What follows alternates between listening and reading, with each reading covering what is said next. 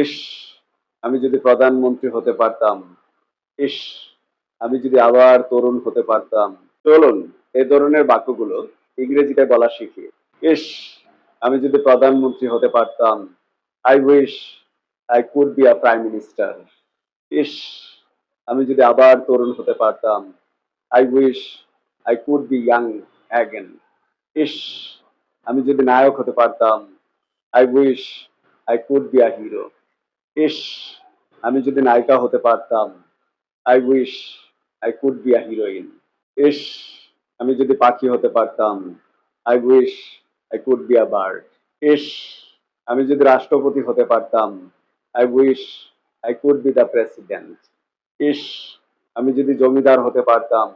I wish I could be a landlord. ইস, আমি যদি ডাক্তার হতে পারতাম। এটা ইংরেজি, কমেন্টে লিখুন।